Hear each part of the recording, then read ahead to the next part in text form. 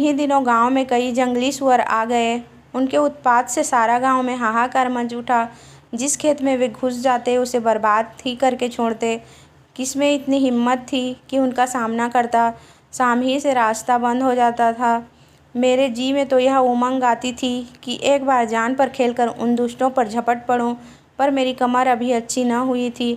मैं भला उन भयंकर जंतुओं से क्या भिड़ता। लाचार था। हाँ, जकिया खूब मोटा ताजा था। वह हिम्मत करता तो एक आध को मारकर ही छोड़ता, पर वह एक ही कायर था। सुअरों की सूरत देखते ही कोसों भागता, और जब समझ जाता कि यहाँ तक सुअर ना आ सकेंगे तो गला फाड़ फाड़ कर चिल्लाता। सबसे बड़ा खेद तो यह था कि गांव में सैकड़ों आदमी थे, पर किसी में इतना साहस नहीं कि उन्हें ललकारे। कुत्तों को मारने में तो सभी शेर थे, पर सुअरों के सामने सबके सब बिल्ली बने हुए थे। आखिर एक दिन लोगों ने थाने में जाकर फरियाद की। थाने का सबसे बड़ा अफसर अच्छा शिकारी था। उसे खबर मिली तो एक दिन कई कुत्ते लेकर गांव आ पहुंचा। गांव के तमाशा देखने के लिए जमा हो गए। पंडित जी भी मुझे अपने साथ लेकर चले। उनका लड़का भी चलने को तैयार हुआ, पर पंडित जी ने उसे साथ ले चलना मंजूर न किया। बोले, वहाँ क्या मिठाई बंट रही है कि तू जाकर ले लोगे? कहीं सुअरों के सामने आ गए तो प्राण न बचेंगे। मैं तो गांव का मुखिया ठहरा मजबूर हूँ। तुम जानबूझकर क्यों अपनी जान जोखिम में डालते हो? यह बात सुनकर लड़का सहम उठा और साथ चलने का नाम न लिया। जब मैं साहब के समीप पहुंचा तो पहले पहल मेरी निगाह उन कुत्तों पर पड़ी जो साहब के साथ आए हुए थे। वे सब एक गाड़ी पर बैठे हुए थे जिसे लोग मोटर कहते थे। अपने उन भाग्यवान भाइयों को देखकर मैं गर्व से फूल उठा। मेरी जाति में भी ऐसे लोग हैं जो इतने बड़े अफसर के साथ मोटर में बैठते हैं। सबके सब कितने साफ सुथरे थे। यहाँ तो वर्षों से नहाने की नौबत नहीं आई थी। बालों में हजारों किलनियाँ भरी हुई थी।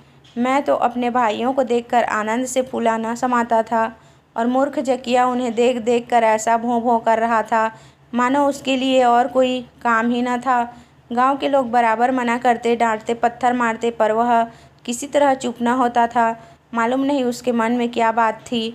क्या वह इतना भी नहीं समझता था कि ये लोग गांव का अहित करने नहीं आए हैं? नहीं तो क्या गांव में आदमी उन्हें मार न भगाते?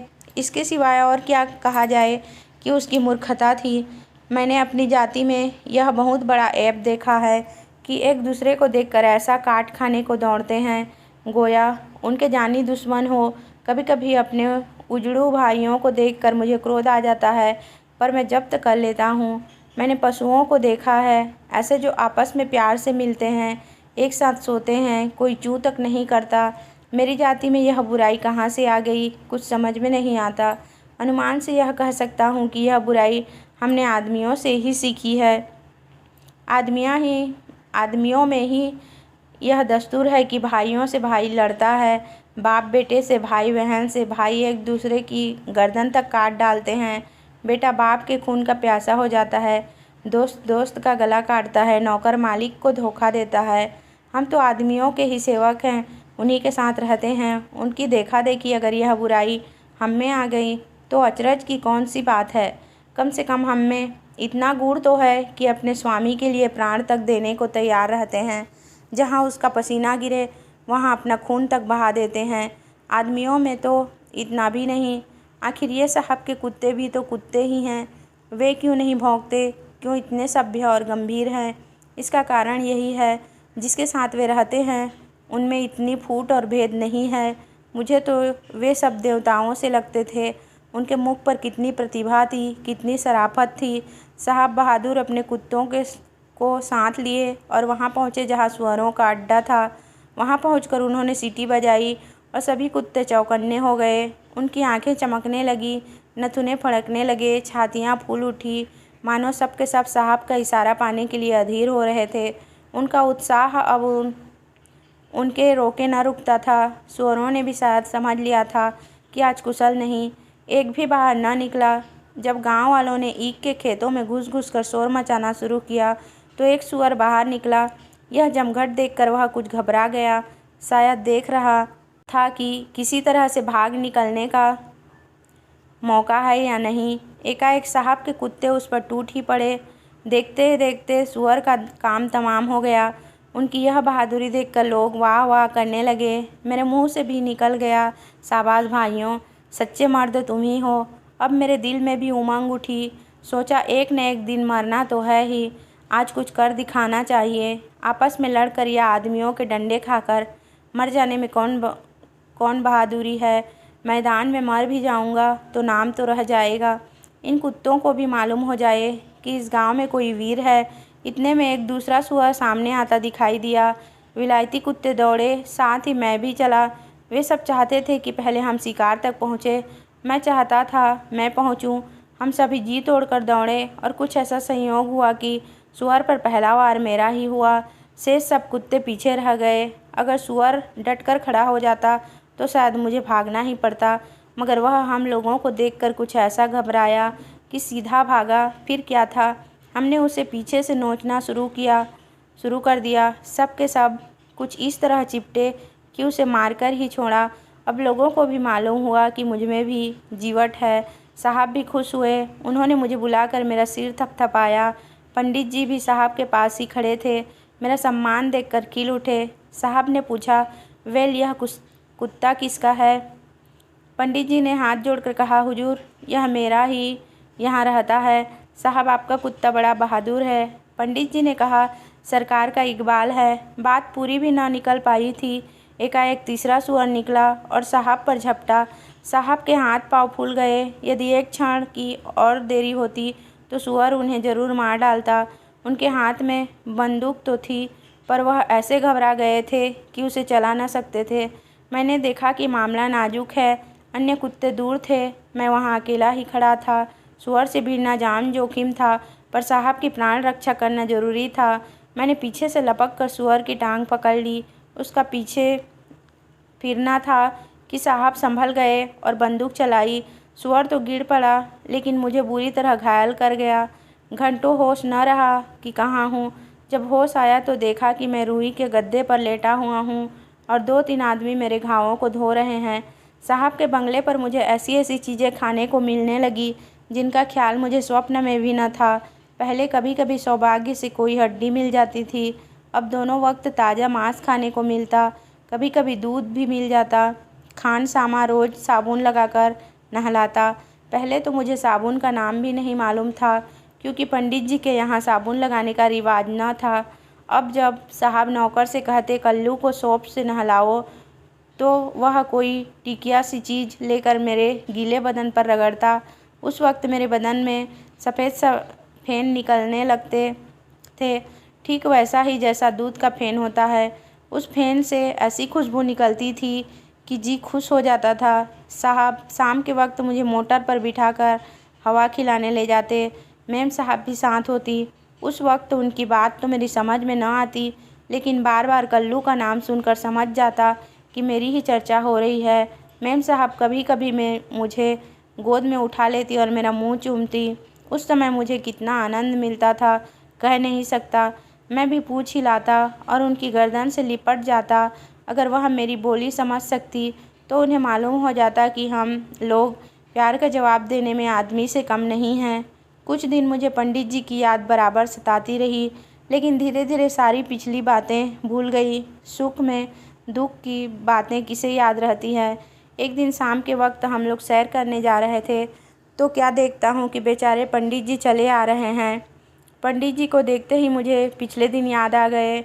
मोटर से कूद पड़ा और उनके पैर पर मुँह रख कर पूँछ हिलाने लगा। पंडित जी ने मेरे सिर पर हाथ फेरा तो मैंने देखा कि उनकी आंखें डबडबा आई हैं। उनके मुंह पर धूल जमी हुई थी, होंठ सूख गए थे और पैरों पर मानो गर्द जमी हुई थी। कपड़े मैले हो गए थे। मैंने आ रही थी। साहब ने पूछा, वेल पंडित हैं तो अच्छी तरह? पंडित सरकार की दया है। साहब क्या काम है? पंडित हुजूर अपने कल्लू को देखने आया हूँ। सरकार क्या कहूँ, जब से यह चला आया है मेरी दुर्दिन आ गए। एक क्षण के लिए भी इसकी सूध नहीं भूलती। इसकी जगह खाली देखकर रोया करता हूँ। सरकार यह मेरे घर का रक्षक था, मुझ पर दया कीजिए साहब। तो क्या चाहता है? पंडित यही चाहता हूँ कि सरकार कल्लू को अब मुझे दे दो। परमात्मा आपका कल्याण करेगा, इसके बिना मैं कहीं का नहीं रहूँगा साहब। ओ पंडित तुम बड़ा मक्कर करता है, हम यह कुत्ता तुमको नहीं दे सकता। इसके बदले में मेरा कोई विलायती कुत्ता ले जाओ। मैं इस समय बड़ी दुविधा में था। पंडित जी का प्रेम देखकर इच्छा थी कि इन्हीं के साथ चलूं, पर यहाँ के सुखों की याद करके जी कुछ हिचक जाता था। साहब ने नहीं कर दी तो पंडित जी निराश होकर बोले, जैसी सरकार की मर्जी। जब कल्लू ही नहीं है तो विलायती कुत्ता लेकर मैं क्या करूँगा। यह कहकर पंडित जी रो पड़े। उस समय मैंने निश्चय किया कि यहाँ रहते हुए भी मैं पंडित जी के घर की रक्षा करने के लिए रोज़ चला जाया करूँगा। यहाँ कुत्तों की क्या कमी। साहब ने कहा, हम जानता है कि तुम इस कुत्ता को बहुत प्यार करता है और हम तुमको देता, लेकिन हम बहुत जल्द अपने देश जाने वाला है। हाँ, तुम इसका जो दाम मांगो वह हम दे सकता है। पंडित जी ने इसका जवाब कुछ न दिया। साहब को सलाम किया और लौट पड़े। एकाएक उन्हें कोई बात याद आ गई। लौट कर बोले, सरकार, विलायत से कब लौटोगे। साहब, ठीक नहीं कह सकता, मगर जब हम आएगा तो तुमको इत्तला देगा। अगर साहब ने मेरे विलायत जाने की बात न कही होती तो मैं पंडित जी के साथ ज़रूर चला जाता। उनका दुख मुझसे देखा न जाता था। पंडित जी ने एक बार मुझे प्रेम भरी आंखों से देखा और चल पड़े। अब मुझसे न रहा गया। मेम साहब के प्रेम, विलायत की सैर, अच्छा भोजन सब मेरी आंखों में तुच्छ जान पड़े। मन ने कहा, तू कितना बेवफा है। जिसने तुझे बचपन से पाला, ब्राह्मण होकर भी जिसने तुझे गोद में खिलाया, जिसने कभी डांटा तक नहीं, उसे तू भोग विलास के पीछे छोड़ रहा है। फिर मुझे कुछ सूध न रही। मैं बरामदे से कूदकर पंडित जी के पीछे चल पड़ा, मगर 20 कदम भी न गया होऊंगा कि खान सामा ने आकर मुझे पकड़ लिया और मेरे गले में जंजीर डाल दी। उस समय मुझे इतना क्रोध आया कि मैं खान सामा को काटने लपका, लेकिन गले में जंजीर पड़ी थी, क्या कर सकता था। पंडित जी की ओर लाचारी की निगाह से देखने लगा। पंडित जी भी बार बार पीछे मुड़ मुड़ कर देखते जाते थे, यहाँ तक कि आंखों से ओझल हो गए। उस दिन मैंने भोजन न किया। बार बार पंडित जी की याद आती रही। यहाँ कुछ दिन और रहने के बाद साहब अपनी मेम के साथ अपने देश चले। मुझे भी साथ ले लिया। रास्ते में क्या क्या देखा, कहाँ कहाँ ठहरा, कैसे कैसे आदमियों से भेंट हुई, यह सब बातें कहने लगूँ तो बड़ी देर होगी। लगभग 1 महीने तक जहाज़ पर रहा। यह लकड़ी का एक बड़ा ऊंचा मकान था जो पानी पर तैरता चला जाता था। पहले जब जहाज़ पर सवार हुआ तो मुझे डर लगा। जहाँ तक निगाह जाती थी ऊपर नीली आकाश दिखाई देता था, नीचे नीला पानी, और उसमें यह लकड़ी का घर बिल्कुल ऐसा ही मालूम होता था जैसे आकाश में कोई पतंग उड़ता जाता है हो। कई दिनों के बाद हम एक ऐसे देश में पहुँचे जहाँ के आदमी लंबे लंबे कुर्ते पहने हुए थे और औरतें सिर से पाँव तक एक उजले गिलाफ में लिपटी हुई थी चली जाती थी, केवल आँखों की जगह बनी हुई थी। जहाज़ पर बैठे मुझे बार बार जकिया की याद आने लगी। कहीं वह भी मेरे साथ होता तो कितने आराम से कटती। न जाने उस बेचारे पर क्या बीत रही होगी, मगर अच्छा हुआ कि वह मेरे साथ न था, क्योंकि यहाँ उससे एक क्षण भी न बैठा जाता। जहाज़ पर हमारे गांव की तरह का एक आदमी भी न था। सब के सब हमारे साहब ही की तरह थे। एक दिन की बात सुनिए। रात का समय था। मैं फर्श पर लेटा हुआ था कि एकाएक मुझे ऐसा मालूम हुआ कमरे में कोई गा रहा है। वहाँ कोई आदमी न था। मैं चौंक कर उठ बैठा और इधर उधर देखने लगा, पर कोई न दिखाई दिया। अब मुझसे चुप न रहा गया। ज़ोर ज़ोर से भौंकने लगा। मैम साहब और साहब दोनों मेरा भौंकना सुनकर जाग पड़े और मुझे चुप करने की कोशिश करने लगे। उन्हें देखकर मेरी शंका दूर हुई, लेकिन अब भी मेरे समझ में यह बात न आई कि कौन गा रहा था। इसी तरह एक दिन दूसरी घटना हो गई। जब शाम होती थी, सब कमरों में आप ही आप रोशनी हो जाती थी। दीवार में एक गोल सी डिबिया बनी हुई थी। उस डिबिया में एक पीतल की घुंडी थी। कभी साहब और कभी मैम साहब उस घुंडी को छू देते थे, बस कमरा जगमगा उठता था। मुझे यह देखकर बड़ा अचंभा होता था। मैं सोचता, क्या मैं भी घुंडी छू दूँ तो इसी तरह रोशनी हो जाएगी। अगर कहीं मैं रोशनी कर सकूँ तो सब लोग कितने खुश होंगे। मैं घुंडी तक पहुँचूँ कैसे, वह बहुत ऊंचाई पर थी। आखिर एक दिन मैंने उसको छूने की एक हिकमत निकाली। मैं दोनों पैरों पर खड़ा होकर एक पाँव से उस घुंडी को छूना था कि ऐसा मालूम हुआ मेरे पाँव में आग की चिंगारियाँ लग गई और सारी देह में दौड़ गई। मैं कुर्सी से नीचे गिर पड़ा और चिल्लाता हुआ भागा। थोड़ी देर के बाद जब चित्त शांत हुआ तो मैं सोचने लगा कि इस घुंडी में ज़रूर कोई न कोई जादू है। साहब या मेम साहब छुएंगे तो उन्हें भी ऐसी चोट लगेगी। मैंने निश्चय किया उन्हें किसी तरह न छूने दूंगा। जब अंधेरा हो गया और साहब घुंडी की तरफ चले तो मैं उनके सामने खड़ा हो गया। वह मुझे हटाकर घुंडी के पास बार बार जाते थे और मैं बार बार उनका रास्ता रोक लेता था। आखिर साहब ने मुझे पकड़कर बांध दिया और घुंडी दबा दी। कमरे में उजाला हो गया। उन्हें जरा भी चोट न लगी। कई दिनों के बाद एक दिन बादल घिर आए और आंधी चलने लगी। जरा देर में सारा आकाश लाल हो गया और आंधी का जोर इतना बढ़ा कि समुद्र की लहरें बाँसों उछलने लगी। हमारा जहाज़ लहरों पर इस तरह तले ऊपर हो रहा था जैसे कोई शराबी आदमी लड़खड़ाता हुआ चलता है। जैसे शराबी कभी गिरने गिरने को हो जाता है, उसी तरह जहाज़ कभी कभी इस तरह करवट लेता था कि शंका होती थी कि अब उलट जाएगा। सभी आदमी घबराए हुए इधर उधर दौड़ रहे थे। बिजली इतनी ज़ोर से तड़पती थी कि मालूम होता था कि हमारे सिर पर आ गई। बड़ा भयंकर दृश्य था। ऐसी आंधी मेरे जीवन में एक बार आई थी। सैकड़ों मकान गिरने से हजारों जानवर मर गए थे। जहाँ तहाँ हजारों उखड़े हुए पेड़ मिलते थे, पर समुद्री आंधी उस आंधी से कहीं प्रचंड थी। अब तक तो जहाज़ में उजाला था। सहसा सब दीपक बुझ गए और चारों ओर अंधकार छा गया, ठीक सावन भादों की अंधेरी रात के समान। चारों ओर घबराहट थी। कोई ईश्वर से प्रार्थना कर रहा था। स्त्रियां अपने बालकों को छाती से लगाई दुबकी सिमटी खड़ी थी। मुझे उस अंधेरे में उनकी दशा साफ नजर आती थी। अवश्य ही कोई भारी संकट आने वाला था। एकाएक जहाज़ किसी चीज़ से टकराया और भयंकर शब्द हुआ। वह नीचे बैठा जा रहा था। मेरे साहब और मैम दोनों एक दूसरे से मिलकर रो रहे थे। अब मैं समझ गया कि जहाज़ डूबा जा रहा है। ये सब आदमी जरा देर में समुद्र के नीचे पहुंच जाएंगे। समुद्र जहाज़ की छाती पर चढ़ बैठेगा। शायद यह जहाज़ की गुस्ताखी का बदला ले रहा है। जहाज़ के कान होते तो मैं कहता, तुम अपनी विजय पर कितना घमंड कर रहे थे। कैसा घमंड टूट गया। अपने साथ इतने आदमियों को ले डूबे। अपने साहब और मैम के लिए मेरा कलेजा फटा जा रहा था। कैसे उन्हें बचाऊं? अगर दोनों जनों को पीठ पर बैठा सकता तो बिठाकर समुद्र में कूद पड़ता। कहीं तो जा पहुंचता। क्या उस पहाड़ पर जिसने जहाज़ का घमंड तोड़ा था हमें आश्रय न मिलेगा? लेकिन क्या मैं उन दोनों को पकड़कर उठा न सकता था? मैं अपने स्वामी को ढाढ़स देना चाहता था। उनके पास जाकर कूँ कूँ करता, पूँछ हिलाता, पर उस घबराहट में उन लोगों की समझ में मेरी बात न आती थी। प्रतिक्षण जहाज़ नीचे चला जा रहा था। स्त्रियों और बच्चों की चीख पुकार सुन सुन मेरे दिल के टुकड़े टुकड़े हुए जाते थे। पानी इतने ज़ोर से गिर रहा था मानो समुद्र आकाश पर चढ़कर वहाँ से जहाज़ पर गोले बरसा रहा हो। ईश्वर, यह क्या! जहाज़ समुद्र के अंदर चला गया और मैं पानी में बहा जा रहा था। मेरे साहब और मैम का कहीं पता नहीं। कोई कहीं बहा जाता था, कोई कहीं। मैं कितनी दूर बहा चला गया कह नहीं सकता।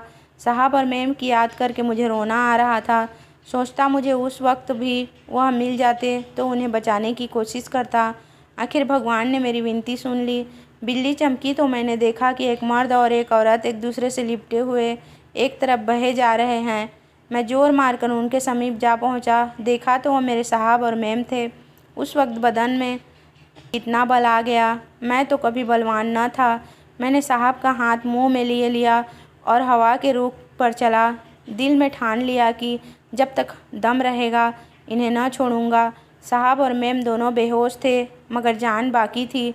उनकी देह गर्म थी। ईश्वर से मनाता था कि किसी तरह दिन निकले। न जाने कितनी बड़ी रात थी। उस घोर अंधकार में क्या पता चलता। लहरों पर मैं यूँ थपेड़े खाता जैसे आंधी में कोई पत्ती।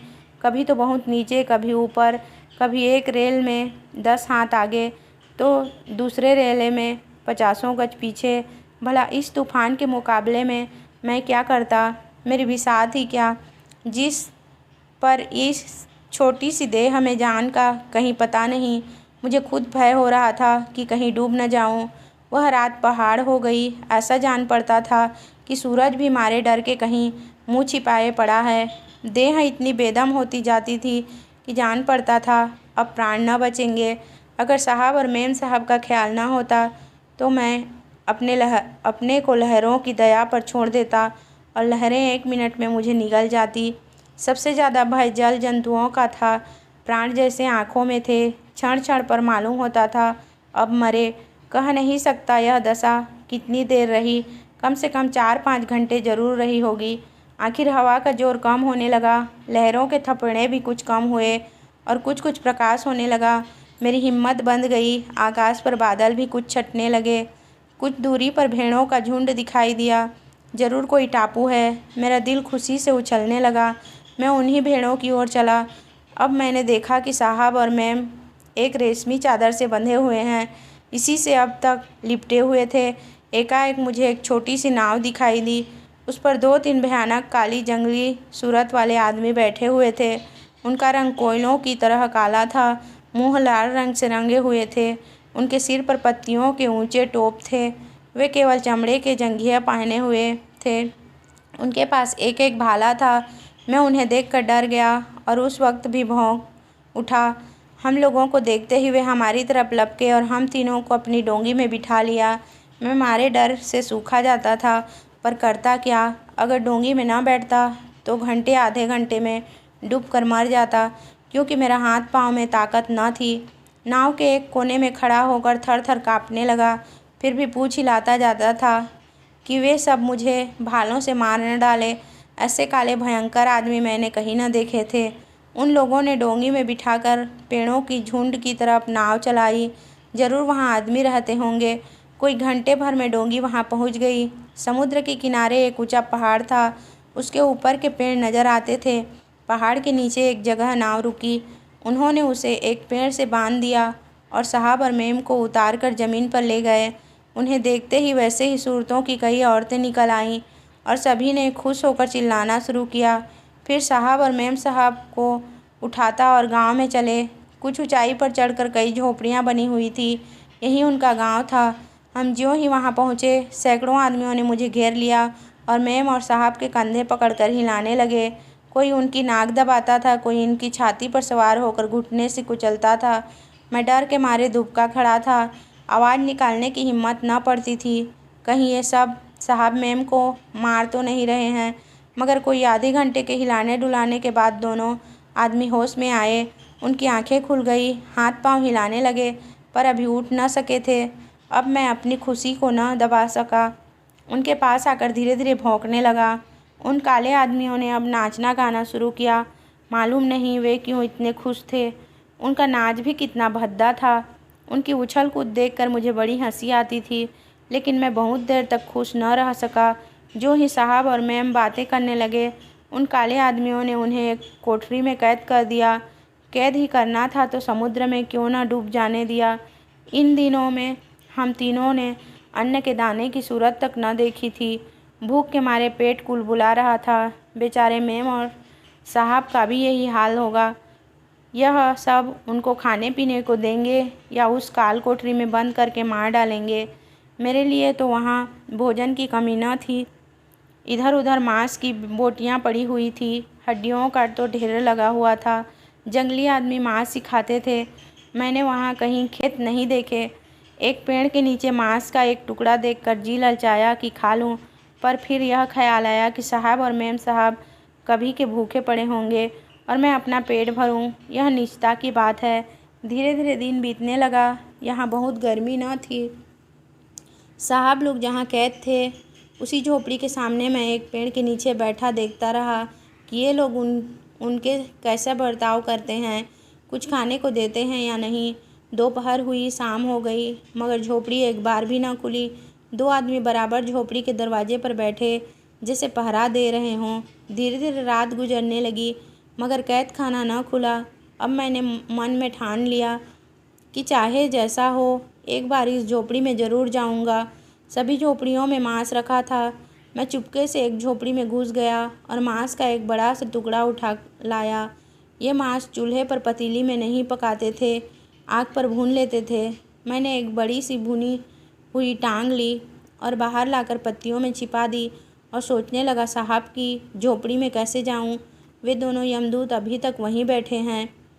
जब तक ये हट न जाएं या सो न जाएं, मेरा जाना मुश्किल था। फिर द्वार कैसे खोलूँगा। मुंह पर एक बड़ा सा पत्थर भी तो खड़ा कर रखा था। मैं उस पत्थर को कैसे हटा सकूँगा? इस चिंता में बड़ी देर तक बैठा रहा। सारी देह चूर चूर हो रही थी। बार बार आंखें झपकी जाती थी, पर एक क्षण ही में चौंक पड़ता था। इस तरह कोई आधी रात बीत गई। गीदड़ों ने दूसरे पहर की हाँक लगाई। मैं धीरे से और दबे पांव झोपड़ी के द्वार पर गया। दोनों यमदूत वहीं ज़मीन पर पड़े थे। उनकी नाक जोर जोर से बज रही थी। कोई दूर से सुनता तो जान पड़ता। दो बिल्लियाँ लड़ रही हैं। मैं जानकर खेल कर उस पत्थर को खिसकाने लगा। पूरी चट्टान थी। कितना ही जोरों पंजों से लगाता, पर वह जगह से हिलती तक न थी। उधर डर भी लगा हुआ था कि जरा भी खटका हुआ तो ये दोनों जाग पड़ेंगे और शायद मुझे जिंदा न छोड़ें। मैं सोचने लगा, आखिर इतनी बड़ी और भारी चट्टान कैसे हटा लेते हैं। अब तक मैं उसे उठाने की कोशिश कर रहा था। अब मुझे यह सूझी कि चट्टान को लंबान में ढकेल दूं, शायद खिसक जाए। जो ही मैंने भरपूर जोर लगाया, चट्टान जरा सी आगे खिसक गई। बस उसकी कल मुझे मिल गई। कई बार के ढकेलने से चट्टान द्वार से हट गई। बाईं ओर ऐसी चीज़ें लगी थी जिससे वह दाहिने बाएं की ओर न हिल सकती थी, सीधे सीधे खिसक सकती थी। पत्थर हटते ही मैंने धीरे से द्वार खोला, जाकर गोश्त का टुकड़ा लाया। झोपड़ी के अंदर पहुंचा, देखा साहब और मैम जमीन पर बेदम पड़े थे। मैंने उन पैरों को मुंह से चाट कर जगाया। दोनों घबरा कर उठ बैठे और मारे डर के कोने की तरफ भागे, मगर कूं कूं किया तो समझ गए कल्लू है। दोनों मेरे गले से लिपट गए और मेरा सिर थपथपा कर प्यार करने लगे। मैंने मांस का टुकड़ा साहब के हाथों में रख दिया। उसकी गंध पाते ही वे खाने लगे। उस वक्त मुझे जितना आनंद हो रहा था कह नहीं सकता। दोनों खाते जाते थे और बार बार मुझे प्यार करते जाते थे। जब वे खा चुके तो बचा हुआ टुकड़ा मुझे दे दिया। मैंने उसे वहीं खाया। अब पानी कहाँ से आवे? खाने के बाद पानी पीने की आदत मेरी तो न थी, मगर आदमी तो खाते समय थोड़ा बहुत पानी ज़रूर ही पीते हैं। उस वक्त मुझे यह बात याद आई। मैं बाहर निकला और पानी की तलाश करने लगा। वहाँ उस झोपड़ी के सिवा और किसी झोपड़ी में किवाड़ न थे। झोपड़ियाँ खुली थी, लोग उनके द्वार पर सो रहे थे। मैं एक झोपड़ी में घुस गया और पानी के लिए कोई बर्तन खोजने लगा। मिट्टी या दूध के बर्तन वहाँ न थे। जानवरों की बड़ी खोपड़ियों में पानी रखा था। छोटी छोटी खोपड़ियों में पानी निकाल कर लोग पीते थे। मैंने भी एक छोटी खोपड़ी पानी से भरी और उसे दांतों में दबाए साहब के पास पहुंचा। दोनों पानी देखते ही उस पर टूट पड़े और एक ही सांस में पी गए। मैं खोपड़ी लेकर फिर गया और पानी भर लाया। इस तरह 5-6 बार के आने जाने में मालिकों की प्यास बुझी। दोनों को खिला पिलाकर मैं धीरे से निकल आया और द्वार बंद कर फिर चट्टान को ज्यों का त्यों खिसका दिया। मैं चाहता तो मालिकों को भी उसी तरह निकाल लाता, पर जाता कहाँ? बेगाने देश में रात को कहाँ भटकते फिरते। ये काले आदमी फिर पकड़ लेते तो जान लेकर ही छोड़ते। इसलिए जब तक उस देश को अच्छी तरह देखभाल कर निकल भागने का मार्ग न निकाल लूँ, मैंने उनका यहीं पड़े रहना अच्छा समझा। यही मेरा रोज़ का दस्तूर हो गया। मैं दिन भर इधर उधर देखभाल करता, रात को साहबों को खिलाता पिलाता और सो रहता। कोई मुझे पकड़ न सकता था, न कोई भांप ही सकता था। मैंने इस वक्त तक कभी चोरी नहीं की थी, लेकिन इस चोरी को मैं पाप नहीं समझता। अगर मैं ऐसा ना करता तो साहब मैम ज़रूर भूखों मर जाते। ये काले आदमी इस तरह साहबों को क्यों कैद किए हुए थे, यह मेरी समझ में ना आता था। शायद वे समझते थे कि ये लोग हमें पकड़ने आए हैं, या समझते हों कि कोई न कोई इनकी तलाश करने तो आएगा ही, उससे अच्छी अच्छी चीज़ें ऐंठेंगे। मगर ढंग से ऐसा जान पड़ता था कि वे साहब और मैम को देवता समझते हैं। वह झोपड़ी देवताओं का मंदिर थी, क्योंकि प्रातःकाल सब के सब झोपड़ी के सामने एक बार नाचने जाते थे। शायद यही उनकी पूजा थी। शायद उनका ख्याल था कि देवताओं को खाने पीने की ज़रूरत ही नहीं होती। उस देश में हम लोग लगभग 1 महीना रहे। जंगली लोगों ने साहबों को कभी बाहर ना निकाला। बातचीत भला क्या करते? शायद वे सब समझते थे कि इन देवताओं को बाहर निकाला गया तो न मालूम उस देश को किस आफत में डाल दे।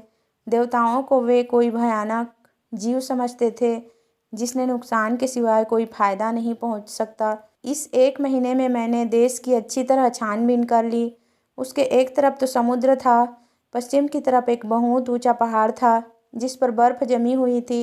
दक्षिण की तरफ पथरीला मैदान था जहाँ मीलों तक घास के सिवा कोई चीज़ न थी।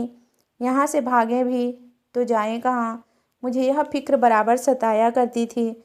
समुद्र के किनारे जंगली लोग बराबर आते जाते रहते थे, इसलिए उधर जाने में फिर पकड़ लिए जाने का भय था। ऊंचे पहाड़ पर चढ़ना बहुत कठिन था और फिर कौन जानता है उस पार क्या हो। उस पार पहुंचना भी असंभव जान पड़ता था। उसी मैदान की तरफ भागने का रास्ता था। 150 कोस भागने पर शायद कोई दूसरा देश मिल जाए जहाँ के आदमी ऐसे जंगली न हो। यही मैंने निश्चय किया। एक दिन बड़ी ठंड पड़ रही थी। चारों ओर कोहरा छाया हुआ था। आज साहब की झोपड़ी के सामने दोनों पहरे वाले ठंड के मारे अपनी झोपड़ियों में सोए हुए थे। मैदान साफ था। मैंने सोचा इस अवसर को हाथ से न जाने देना चाहिए। ऐसा अवसर फिर शायद ही मिले।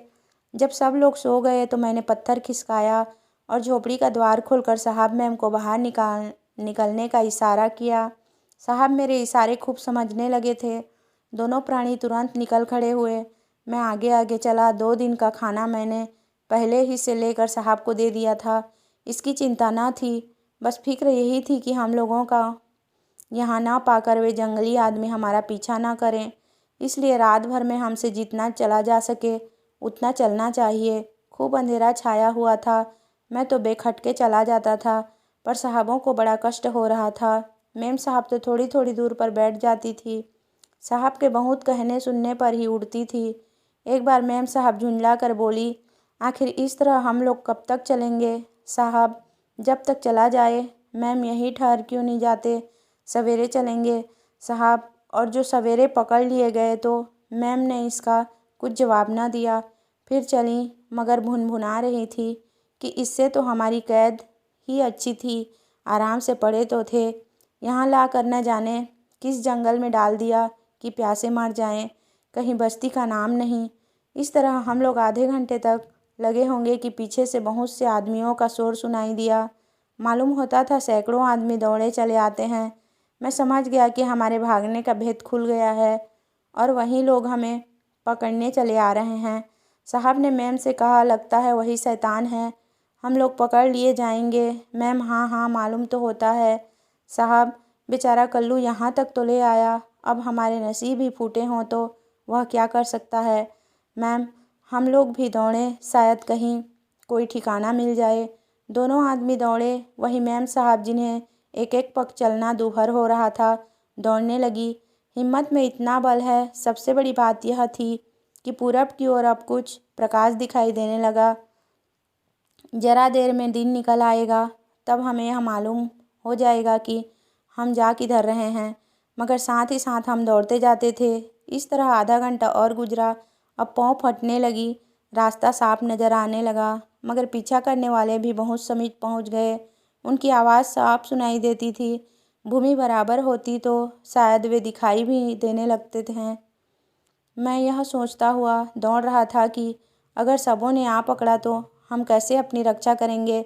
सहसा हमें एक गहरी गार सी नज़र आई। मैंने सोचा इस गार में छिप जाएं और उसके मुंह को घास फूस से छिपा दें तो शायद उन काले आदमियों से जान बच जाए। अगर पकड़ लिए गए तो फिर उसी काल कोठरी में सड़ेंगे। बच गए तो दिन भर में न जाने हम कितनी दूर निकल जाएंगे। यह सोचकर मैं उस गार के अंदर घुसा। मैम और साहब दोनों मेरा मतलब समझ गए।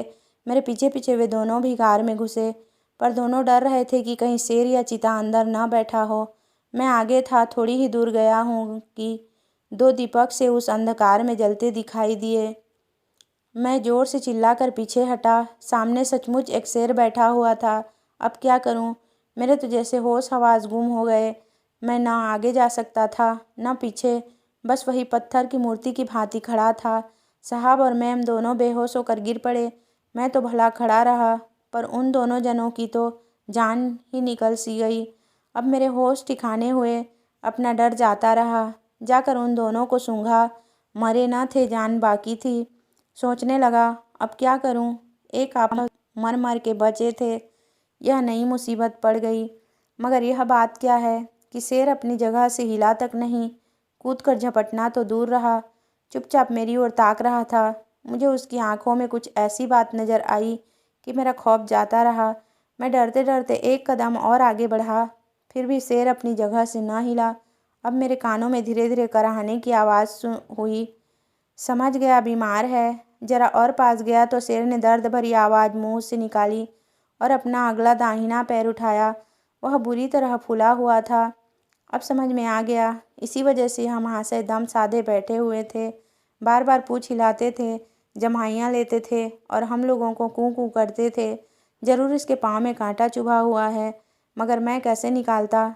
यहाँ भी तो दांत बिल्कुल शेरों ही जैसे है। पहले तो जी में आया कि यह कुछ कर तो सकते नहीं, इन्हें यहीं पड़ा रहने दूँ।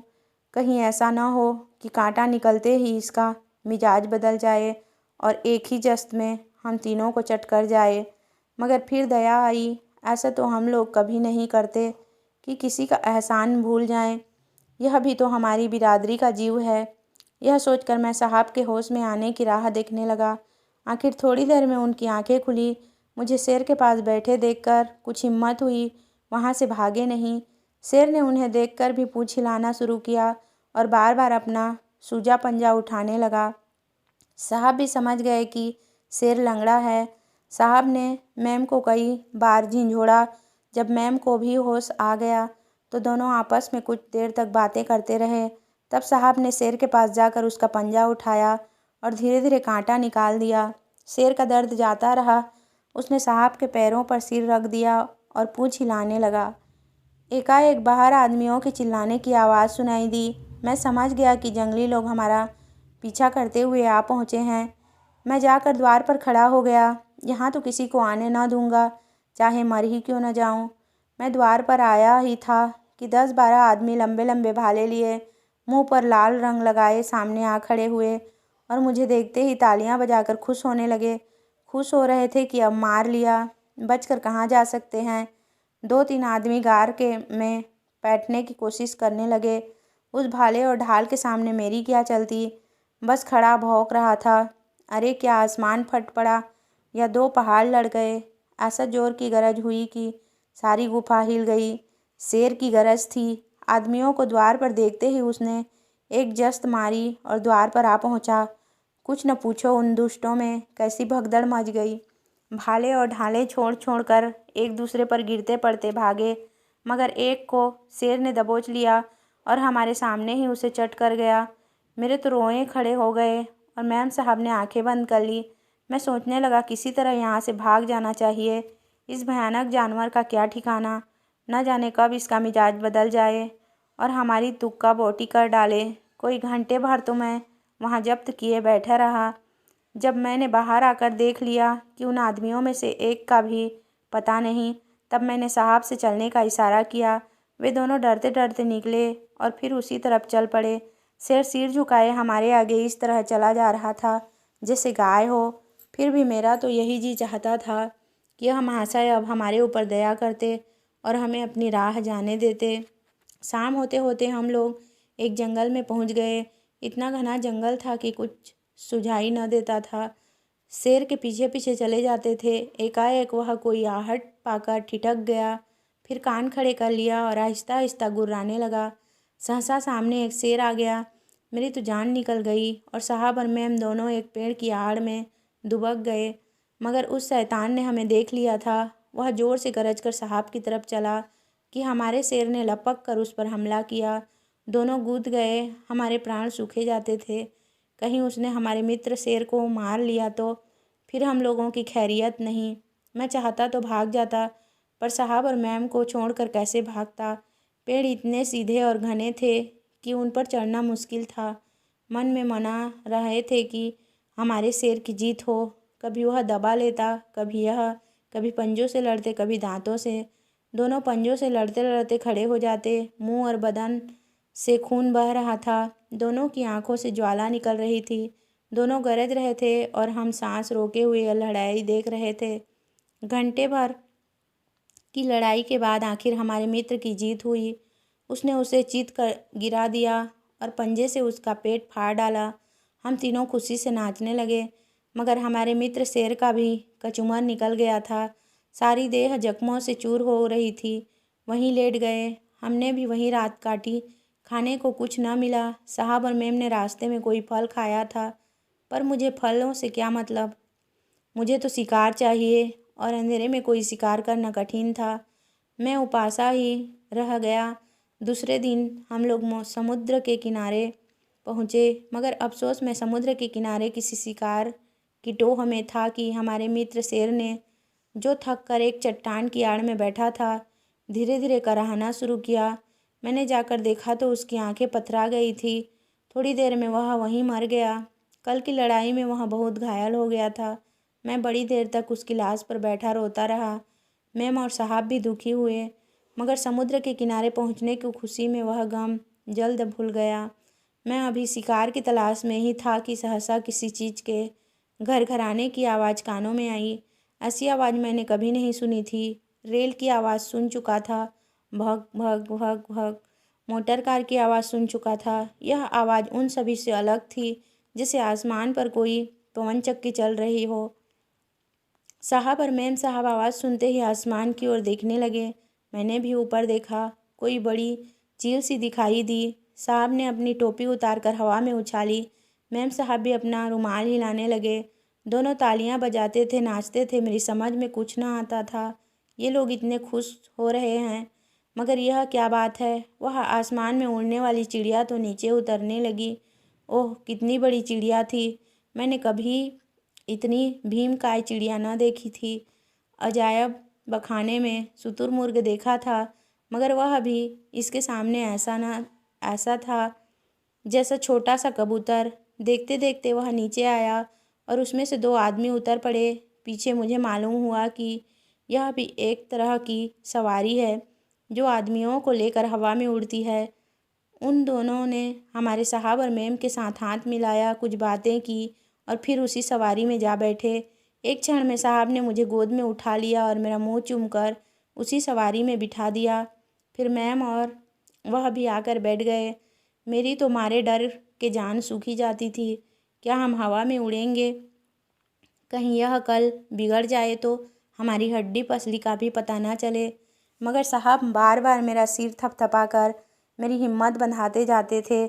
फिर चारों आदमी मेज पर बैठकर खाना खाने लगे। मुझे भी मांस का एक टुकड़ा दिया। मैं खाना खाने में ऐसा मस्त हुआ कि सारा भय दिल से जाता रहा। शोर इतना हो रहा था कि मेरा कलेजा कांपने लगा था। कई बार तो उसने ऐसी करवट ली कि मुझे ऐसा लगता कि यह उलटना चाहती है। मैं चिल्लाने लगा, लेकिन जरा देर में वह संभल गई। हम एक रात और एक दिन उसी सवारी में रहे।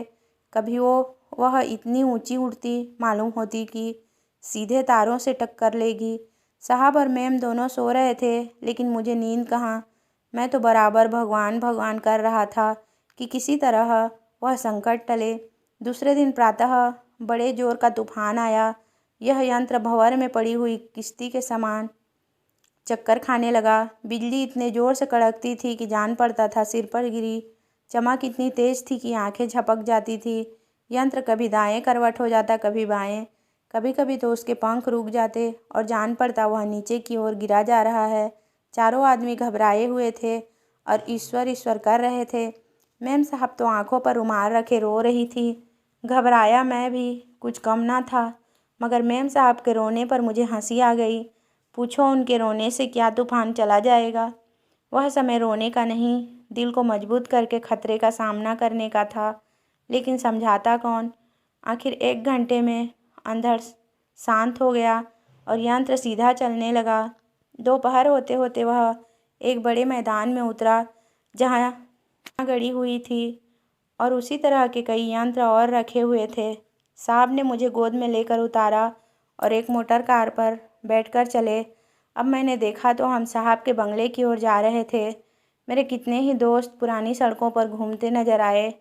मेरा जी चाहता था इनके पास जाकर गले मिलूं, उनका कुशल क्षेम पूछूं और अपनी यात्रा का वृतांत सुनाऊं। लेकिन मोटर भागी जा रही थी। एक क्षण में हम बंगले पर पहुंचे। मैं अभी नींद भी न लेने पाया था कि नौकर ने आकर मुझे नहलाना शुरू कर दिया। फिर उसने मेरे गले में एक रेशमी पट्टा डाला और मुझे लाकर साहब के मुलाकाती कमरे में एक सोफ़ा पर बिठा दिया। मैम साहब प्लेट में मेरा भोजन लाई और अपने हाथों से खिलाने लगी। उस वक्त मुझे ऐसा अभिमान हुआ कि क्या कहूँ। जी चाहता था मेरी बिरादरी वाले आकर देखें और मुझ पर गर्व करें। मुझ में कोई सुरखाव के पर नहीं लग गए हैं। मैं आज भी वही कल्लू हूँ, वही कमज़ोर मरियल कल्लू। मगर मैंने अपने कर्तव्य पालन में कभी चूक नहीं की, सच्चाई को कभी हाथ से नहीं जाने दिया, मैत्री को हमेशा निभाया और एहसान कभी नहीं भूला। अवसर पड़ने पर खतरों का निडर होकर हथेली पर जान ले रख कर सामना किया। जो कुछ सत्य समझा उसकी रक्षा में प्राण तक देने को तैयार रहा और उसी की बरकत है कि मैं आज इतना स्नेह और आदर पा रहा हूँ। दूसरे दिन मैंने देखा कि कमरे के द्वार पर पर्दा डाल दिया गया है और वहाँ पर एक चपरासी बिठा दिया गया है। शहर के बड़े बड़े आदमी मुझे देखने आ रहे हैं और मुझ पर फूलों की वर्षा कर रहे हैं। अच्छे अच्छे जेंटलमैन कोट पतलून पहने, अच्छी अच्छी महिलाएं गाउन और हैट से सुशोभित, बड़े बड़े सेठ साहूकार, बड़े बड़े घरों की देवियाँ, स्कूल और कॉलेजों के लड़के, फौजों के सिपाही सभी आकर मुझे देखते हैं और मेरी प्रशंसा करते हैं। कोई फूल चढ़ाता है, कोई दंडौत करता है, कोई हाथ जोड़ता है। शायद सब समझ रहे थे यह कोई देवता है और इस रूप में संसार का कल्याण करने आया है। जेंटलमैन लोग देवता का अर्थ तो न समझते थे, पर कोई गैर मामूली चमत्कारी जीव अवश्य समझ रहे थे। कई देवियों ने तो मेरे पाँव भी छुए। मुझे उनकी मूर्खता पर हंसी आ रही थी। आदमियों में भी ऐसे ऐसे अक्ल के अंधे मौजूद हैं। दिन भर तो यही लीला होती रही। शाम को मैं अपने जन्म स्थान की ओर भागा, मगर ज्यों ही नज़दीक पहुंचा कि मेरे भाइयों का एक गोल मुझ पर झपटा। अब आगे शायद यह समझ रहे थे कि मैं उनकी हड्डियां छीनने आया हूँ। यह नहीं जानते कि अब मैं वह कल्लू नहीं हूँ। मेरी पूजा होती है। मैंने दुम दबा ली और दांत निकाल कर और नाक सिकोड़ कर प्राणदान मांगा, पर उन बेरहमों को मुझ पर जरा सा भी दया न आई। ऐसा जान पड़ता था इनसे कभी की जान पहचान ही नहीं है। मैं तो उनसे अपना दुख सुख कहने और कुछ उपदेश देने आया था। उसका मुझे यह पुरस्कार मिल रहा था। ठीक उसी वक्त मेरे पुराने स्वामी पंडित जी लठिया टेकते चले आ रहे थे। उन्हें देखते ही जैसे मेरे बदन में नई शक्ति आ गई। दौड़कर पंडित जी के पास पहुंचा और दुम हिलाने लगा। पंडित जी मुझे देखते ही पहचान गए और तुरंत मेरे सिर पर हाथ रखकर मुझे दुआ दी और प्रसन्न मुख होकर बोले, तो अब बहुत बड़े ऋषि हो गए कल्लू। तुम्हारी तो अखबारों में तारीफ हो रही है। तुम इन गधों के बीच में कैसे आ फंसे? और उन्होंने डंडा तानकर उन दुष्टों को धमकाया जो अभी तक मुझ पर झपटने को तैयार थे, मगर डंडा देखते ही सब के सब चूहों की तरह भागे। मैं पंडित जी के पीछे पीछे हो लिया और बचपन के क्रीड़ा क्षेत्र की सैर करता हुआ पंडित जी के घर गया। बार बार जकिया और माता जी की याद आ रही थी। यह आदर सम्मान उनके बिना हेय था। पंडित जी के घर में मेरा पहुंचना था कि पंडिताइन ने दौड़कर मुझे हाथ जोड़े। जरा देर में मोहल्ले में मेरे आने की खबर फैल गई। फिर क्या था, लोग दर्शनों को आने लगे और कईयों ने तो मुझ पर पैसे और रुपये और मिठाइयाँ चढ़ाई। जब मैंने देखा कि भीड़ बढ़ती जा रही है तो वहाँ से चल खड़ा हुआ और सीधा अपने बंगले पर चला गया। और तब से कई नुमाइशों में जा चुका हूँ, कई राजाओं का मेहमान रह चुका हूँ। सुना है मेरी कीमत 1 लाख तक लग गई है, मगर साहब मुझे किसी दाम पर भी अलग नहीं करना चाहते। मेरी खातिर दिन दिन ज़्यादा होती जा रही है। मुझे रोज़ शाम सवेरे 2 आदमी सैर कराने ले जाते हैं। नित्य मुझे स्नान कराया जाता है और बड़ा स्वादिष्ट और बलवर्धक भोजन दिया जाता है। मैं अकेला कहीं नहीं जा सकता, मगर अब यह मान सम्मान मुझे बहुत अखरने लगा है। यह बड़प्पन मेरे लिए कैद से कम नहीं है। उस आज़ादी के लिए जी तड़पता रहता है जब मैं चारों तरफ मस्त घूमा करता था। न जाने आदमी साधु बनकर मुफ्त का माल कैसे उड़ाता है। मुझे तो सेवा करने में जो आनंद मिलता है वह सेवा पाने में नहीं मिलता, शतांश भी नहीं।